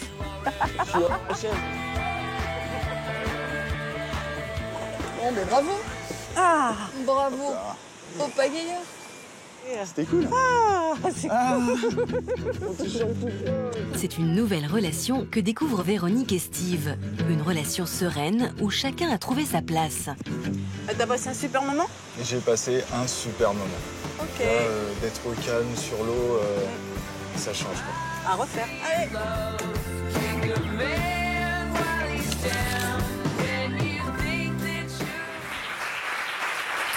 Steve qui nous a rejoint. Merci d'être parmi nous aujourd'hui. Il y a toujours une tête de mort sur vos t-shirts? Non, il n'y a pas tout le temps une tête de mort. J'en ai vu au moins 3 dans le reportage. Ouais. Non, Il vous plaît celui-là, le t-shirt? Ça va, celui-là, ça va. Bon, d'accord. Ah non, il n'y a pas de problème. Quoi? Non, mais c'est vrai. C'est son style. C'est votre style. Ouais, ça fait partie du style. Ça évoque quoi? Ça, c'est Punisher, c'est un super-héros. Plus un t-shirt de geek qu'autre chose. De geek? Ouais, de geek. D'accord. À quel âge avez-vous appris, Steve, la vérité sur votre naissance? Il y a eu 2 étapes. La première, j'avais 8 ans quand j'ai su qui était ma vraie mère. Et arrivé à 16-17 ans, j'ai su d'où... Parce que vous n'aviez pas été élevé par votre... Non, j'ai pas été élevé par ma mère, j'ai été élevé par la sienne, du coup, donc ma grand-mère. Ouais. Et que j'ai appelé maman... que j'ai appelé maman, quoi. Et elle était avec un compagnon à cette époque-là que j'ai appelé papa, en fait. Donc votre grand-mère. Voilà. Et comment vous avez appris la vérité sur votre naissance à 8 ans? C'est ma mère qui me l'a dit. J'allais chez elle en vacances une semaine par an à peu près, pensant que moi c'était ma sœur à l'époque. Et du coup, à l'âge de 8 ans, donc à l'opportunité de ces vacances, ma mère a décidé de me raconter d'où je venais, enfin de me raconter la vérité, quoi. Pas le viol. Pas le viol. Ça, c'est arrivé à 16-17 ans. À 8 ans, elle m'a dit je t'expliquerai plus tard qui est ton père, et voilà. Et comment vous avez réagi alors? La première fois mal, la deuxième fois 2 fois plus mal. Donc voilà. La première fois mal, parce que vous en avez voulu de vous avoir caché la vérité? Ouais, j'en ai déjà voulu à ma mère et j'en ai voulu à toutes les personnes adultes qui m'entouraient et de ma famille. Vous êtes senti trahi par tout le monde? Ouais, trahi, menti, voilà quoi. Tout le monde mentait, donc si tout le monde ment, je vois pas pourquoi moi je mentirais pas par la suite. Et... Donc ça a commencé comme ça. D'accord. Et donc du coup, vous vous êtes vengé en faisant n'importe quoi? Ouais, un peu près ça. C'était quoi? C'était une manière d'attirer l'attention sur vous, Je pense pas que ce soit une manière d'attirer l'attention sur moi à la base. Et les raisons pour lesquelles j'ai fait ça, c'était pour faire payer tout le monde. Et je ne m'étais pas rendu compte qu'en fait, c'était moi que je faisais payer en premier lieu, quoi. Donc voilà. Et après, arrivé à 16-17 ans, où là, les choses, elles ont empiré nettement, quoi. Comment vous avez accepté de venir sur notre plateau ensemble? La première fois, c'était pas prévu que je sois présent sur le plateau, mais bon, ça s'est fait comme ça. Et là, Qui vous a convaincu? À l'époque, c'était Monsieur Delarue, quoi, qui m'a convaincu de venir m'installer à côté de ma mère. Et vous étiez quand même présent dans le public? J'étais présent dans le public, ouais. Donc vous aviez accepté de venir? Ouais, tout à fait. Ouais. Pour quelle raison? Déjà, ça me donnait l'occasion de voir ma mère. Après, de là à lui poser des questions ou quoi que ce soit sur le plateau, non, je pensais pas que ça allait devenir comme ça, quoi. Vous ne l'aviez pas vue depuis combien de temps, votre mère? À l'époque, de la première émission, ça faisait 5-6 ans qu'on s'était pas vu, quoi. Ouais, à peu près, ouais. Qui vous avait demandé de venir? Votre mère ou l'une ou l'un de nos journalistes? Alors, un jour, ma mère m'appelle en me demandant si ça m'embêtait pas de participer à une émission, tout du moins un reportage, en fait, qui était fait pour l'émission. Ça m'a paru bizarre, parce que c'était vraiment la première fois en 5 ans qu'on se reparlait. Et là, c'était plus une demande d'autorisation qu'autre chose, quoi. Et j'ai accepté, parce que je trouvais que voilà, c'était dans une démarche... pour moi, qui était bénéfique et pour elle, et peut-être pour moi. Est-ce qu'à l'époque, vous aviez envie de revoir votre mère? Non. Non, du tout. Je faisais ma vie. C'est quoi le but, Véronique, de participer à notre émission? Vous l'avez fait dans quel but? Moi, au début, le but, c'était justement d'amener mon témoignage en disant à des femmes qui ont vécu des viols comme moi, des trucs vraiment très, très durs, qu'on pouvait s'en sortir. Que, voilà. Moi, en plus, à la suite de ça, je suis tombée enceinte. Mais j'ai aimé mon fils, c'était pas parce qu'il était issu d'un viol que je l'ai rejeté. Après, ouais, j'ai une vie très, très, très difficile. J'ai l'air comme ça, j'ai le sourire, je suis toujours avenante, mais j'encaisse les coups. Vous dites que vous ne l'avez pas rejeté, mais Non, il non. a quand même été élevé par votre mère, qui l'a appelé Ma mère maman. me l'a volé. Ah oui, donc c'est un autre problème alors. Tout à fait. Et j'ai toujours voulu protéger Steve parce que j'avais fait à l'époque, j'avais été voir les juges pour faire... parce qu'en France, il existe une loi qui autorise n'importe quel homme d'aller reconnaître un enfant né de père inconnu. Ma mère travaillait dans un état civil, son compagnon du moment voulait un enfant, il ne pouvait plus en avoir. Elle s'est dit, tiens, j'ai une fille qui a passé sa grossesse à la rue, mais là, je vais la récupérer chez moi. Et ils m'ont rapté Steve comme ça. Donc son père a reconnu Steve. Donc je devais faire des démarches pour dire que c'était une paternité mensongère. Mais à l'époque, on m'avait dit, si tu fais ça, ton fils, il ne vivra pas chez toi. Il ne sera pas chez ta mère, il sera mis dans une famille d'accueil. Et j'ai dit non, je ne peux pas enlever mon fils d'une famille, de sa famille.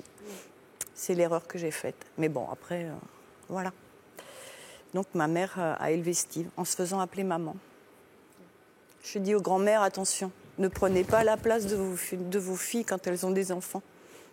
La suite est grave. Là, vous dites que la préparation de votre passage dans toute une histoire avait été très douloureuse. Pourquoi? Qu'est-ce qui vous a particulièrement touché? La préparation et votre passage, j'imagine, dans l'émission? Ce qui s'est passé dans le passage dans l'émission, je crois que les gens n'ont pas compris. Donc j'ai eu un public qui a hué, qui a sifflé, des gens qui ne me comprenaient pas, sauf un jeune homme dans le public, et c'est grâce à lui que je suis restée d'ailleurs, parce que j'ai failli partir pendant l'enregistrement. Voilà, c'est très... Parce que les gens vous reprochaient quoi? Vous disiez les quoi? gens pensaient que je n'aimais pas mon fils parce qu'il était issu d'un viol. Mais c'était pas du tout ça. Mais j'ai pas dit que j'aimais pas. À l'époque, je me souviens très bien de ma phrase. C'était pas que j'aime, c'était pas que j'aime pas, c'était que j'étais arrivée à l'indifférence. Donc ça, c'est un autre problème. C'est parce que vous ne pouvez plus supporter les bêtises de Steve.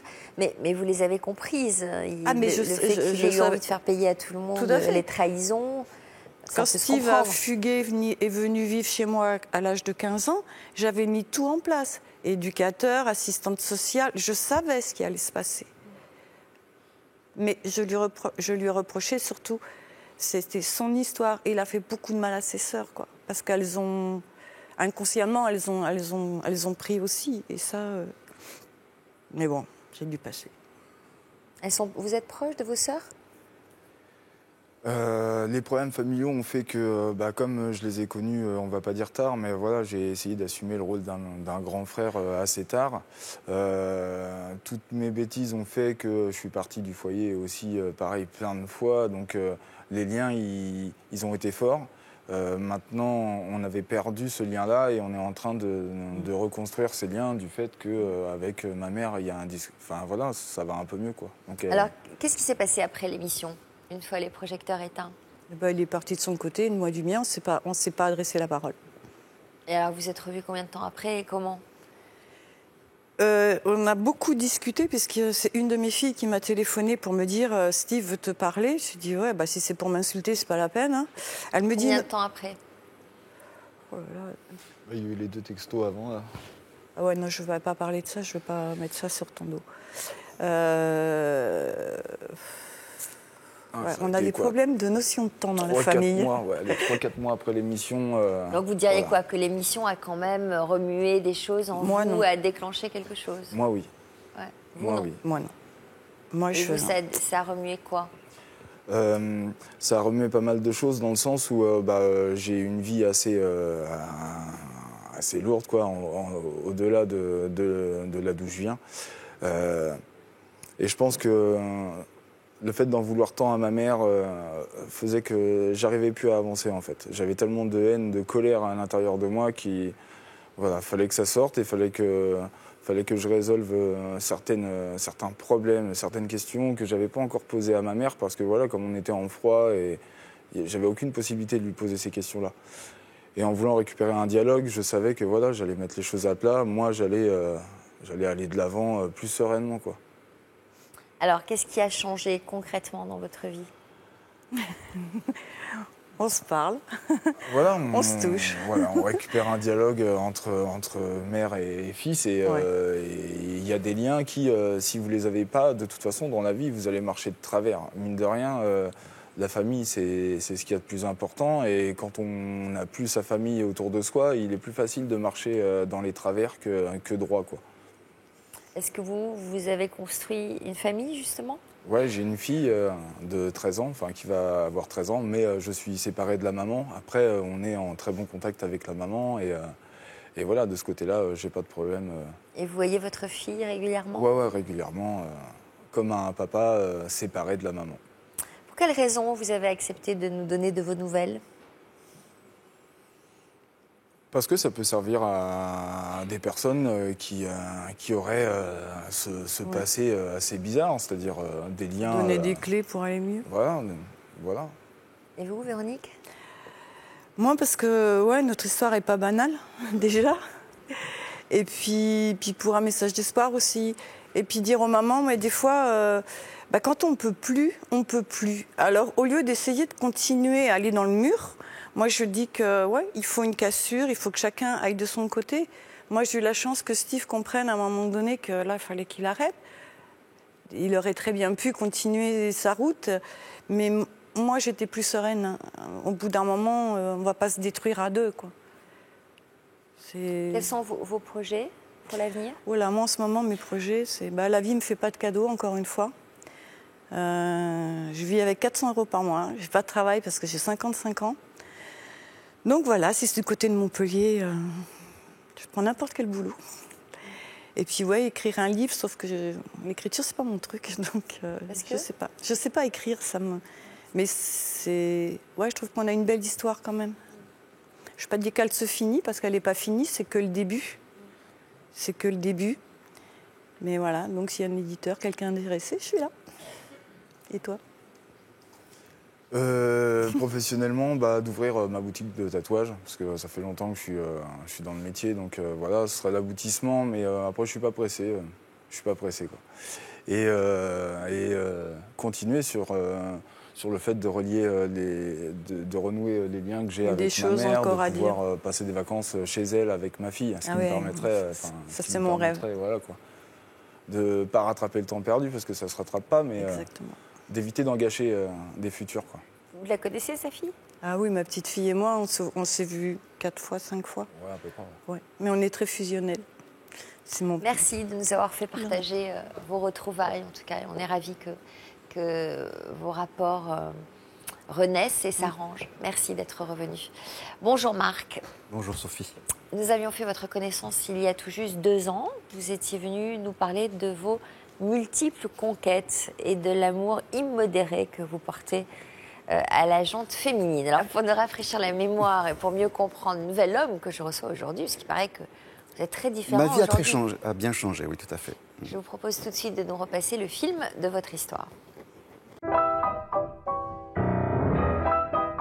J'ai même vécu certaines aventures qui n'allaient pas jusqu'au sexe parce que je dis, pas la peine, c'est gagné. Depuis ses 19 ans, Marc était ce qu'on appelle un multibataire. Il avait un besoin compulsif de séduire et pour ce faire, il avait établi une stratégie bien rodée. Je me livrais assez facilement sur ce que j'étais et du coup, elle se livrait aussi. Mais il ne faut pas rester confident trop longtemps. Ouais. Sinon, on devient l'ami et après, ça ne va plus. D'accord. Et à partir de quand vous accélérez?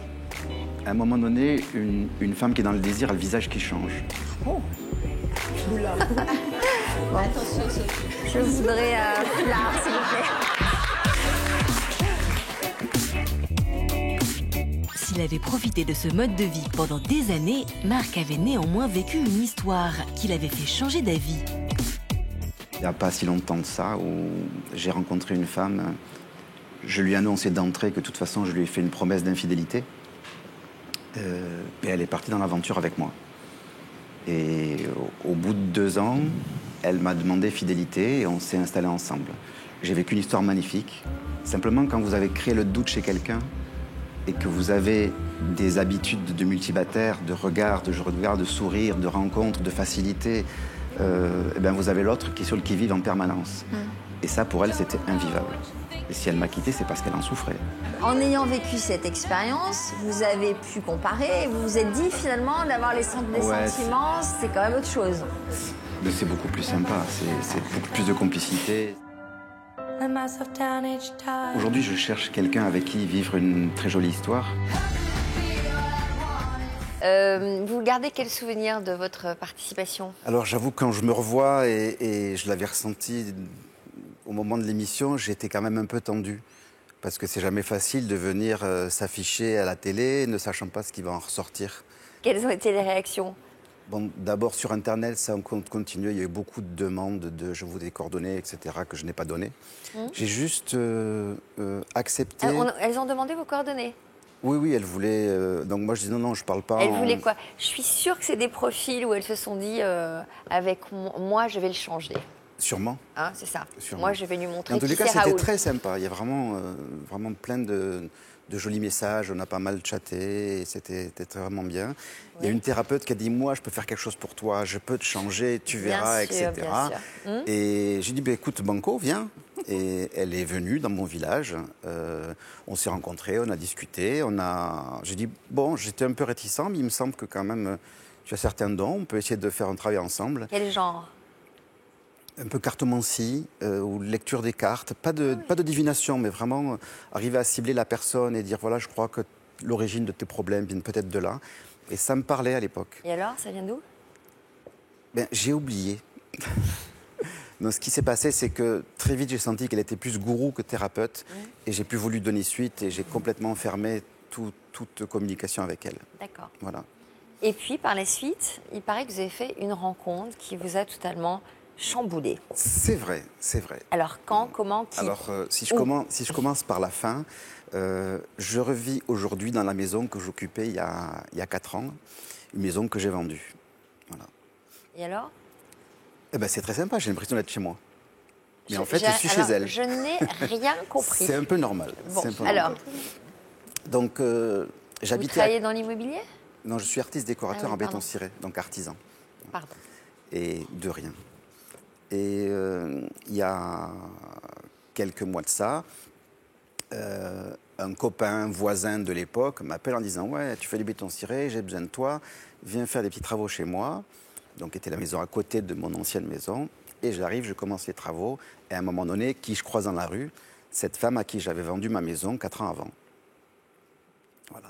Et elle me dit « Ah Marc, tu vas bien écoute, il faut que tu viennes à la maison, voir comment j'ai fait changer ta maison, comment elle a évolué, etc. » Et je suis allé boire le café.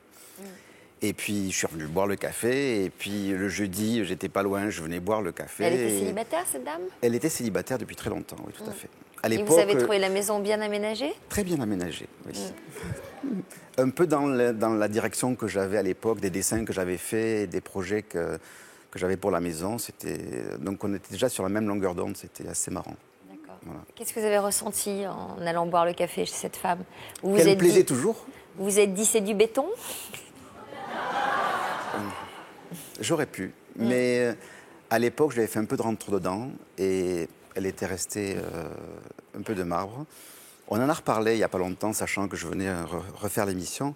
Et elle m'a dit, une fois on a mangé ensemble, et là tu ne m'as pas fait de rentre-dedans, et là j'ai craqué. Comme quoi, il faut pratiquer l'antiséduction, ça marche mieux. Bien sûr. Elle vous a laissé revenir aujourd'hui? Oui, elle n'a pas voulu venir parce qu'elle tient à garder son anonymat. Non, elle a confiance. J'ai la chance d'être devant une compagne qui n'est pas jalouse. Impossible. C'est pas pour ça qu'elle me partage. Mais en tous les cas, elle m'a donné sa confiance et on avance comme ça. Alors, donc, comment elle vous appréhende pas comme un multicélibataire? Quand j'ai montré l'émission, elle m'a dit « Tu aurais peut-être pas dû me la montrer. » Ouais. Et puis une fois qu'elle l'a digéré, après tout, un peu comme j'ai eu dans certains messages chat qui disaient finalement moi je préfère un mec qui a vécu parce qu'au moins à 40 ou 50 ans il ne va pas me balancer en disant le démon de midi j'ai besoin d'aller voir ce qui se passe ailleurs. Mais qu'est-ce qui a changé? Pourquoi vous vous sentez apaisé aujourd'hui? Ah oui, Vous diriez quoi? Que vous avez fait le tour de toutes les conquêtes possibles et imaginables, ou que vous êtes tout simplement bien avec cette femme? Voilà, je suis tout simplement bien avec cette femme. Qu'est-ce qu'elle vous apporte que vous n'aviez pas connu jusque-là? Alors, je dirais que... ça nous serve un peu, à nous, les femmes. Ok. Hein? Alors, pour moi, l'amour, c'est... j'ai 4 paramètres que je mets en place qui me permettent d'avoir un regard extérieur à la situation. C'est le sexe, la vie au quotidien, les projets communs et ce que j'appelle le développement personnel de chacun. S'il y en a un des deux qui commence à s'occuper de lui pour aller mieux, pour grandir, etc., et que l'autre non, à un moment donné, il y a un creux qui se fait. Si le sexe ne fonctionne pas, il manque quelque chose. Si la vie au quotidien, encore je vais passer ma soirée avec elle, ça ne le fait pas. Et les projets communs, c'est à court terme, à moyen terme et à long terme. Et à chaque moment de votre vie avec l'autre, vous posez une question, quelle note je donne à mon sexe, à ma vie au quotidien, à mes projets et à ma spiritualité? Et si chaque fois les notes sont bonnes, tout va bien. S'il y a des notes qui descendent, vous dites, tu sais, là, sur ce point-là, moi j'ai un problème. Et le fait d'en discuter, ça... Le dialogue. Le dialogue. C'est bien. En tout cas, on sent que vous avez bien travaillé le dossier. Donc finalement, vous avez trouvé la plénitude à quel âge? Ben, comme vous. C'est-à-dire, on le dit pas. Bah alors, on le dit pas. Allez, je vais vous demander de signer le grand livre de l'histoire continue. Voilà, en commençant par vous. Vous acceptez un selfie, Sophie? Mais bien sûr. Ah, ben génial. Ah, comme ça, un selfie directement à l'antenne. Oui, et puis c'est Voilà. mon premier selfie, et puis comme ça, je vous tiens un peu proche de moi. Et... C'est votre premier... Voilà, elle va être contente, votre copine. Non, mais je lui dirais que c'était vraiment pour profiter Pour de l'émission, la c'est ça. situation et pour Voilà. l'émission. Et vous Merci savez beaucoup, Sophie. on passe à l'antenne, là. Hein. C'est-à-dire que si elle voit l'émission... Oui, mais... D'accord. Voilà. Elle savait quand même que j'avais un petit faible pour vous, je ne l'ai pas caché. Bon, je vous souhaite en tout cas d'être très heureux avec elle, parce que ça m'a l'air bien parti, cette très histoire-là. gentil. Merci à tous pour votre confiance et votre fidélité. À bientôt pour d'autres témoignages. Tout de suite, le sommaire de notre prochaine émission. Bon après-midi sur France 2. Merci.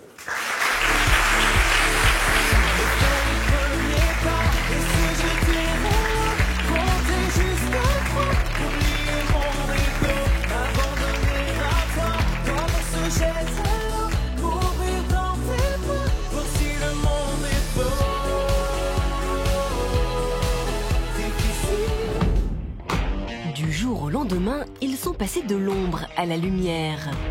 Après le premier épisode, les gens commençaient à me reconnaître dans la rue.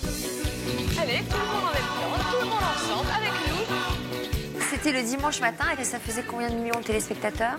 12 millions à peu près. Dans le tournage, vous aviez une vie d'émir. Oui, mais ce n'était pas la vraie vie. Et pourtant, ils ont décidé de renoncer à la notoriété pour mener une vie plus simple. J'avais envie de voir personne, j'avais envie d'aller dans la nature, de rencontrer des gens qui ne me connaissaient pas. Vous n'avez jamais lâché votre travail? Bah non, c'est pas un métier pour moi la télévision. Moi, c'est un passage. Du jour au lendemain, j'ai carrément tout arrêté. J'avais qu'un seul désir, c'était de me marier, d'avoir des enfants. Loin des strass et des paillettes, quelle vie mène-t-il aujourd'hui? J'aime beaucoup cette solitude qui pour moi n'en est pas une. Ce qui est important, c'est finalement d'être en phase. Et je crois que la plus belle des réussites, c'est ça finalement. D'être en phase avec soi-même. Oui. Mon plus grand souhait, ce serait d'avoir des enfants, d'être heureuse, d'avoir une vie totalement simple. Vous aussi, vous pouvez venir témoigner sur notre plateau. Après avoir connu le pire, vous avez réussi à vous reconstruire et aujourd'hui, vous êtes plus heureuse que jamais. Dans votre enfance, vous avez subi des violences, mais avec les années, vous vous êtes construit la vie dont vous rêviez. Vous avez frôlé la mort suite à un accident ou une maladie et grâce à cette épreuve, vous êtes contre toute attente bien plus heureuse qu'avant. Si vous êtes devenue la personne que vous êtes aujourd'hui, c'est selon vous grâce aux difficultés que vous avez traversées. Vous voudriez rendre hommage à l'un de vos proches qui a su rebondir malgré toutes les épreuves rencontrées. Son parcours force l'admiration. Pour nous raconter votre histoire, contactez-nous au 0820 16 30 15 ou connectez-vous sur le site de Toute une Histoire. Leur histoire d'amour semblait impossible.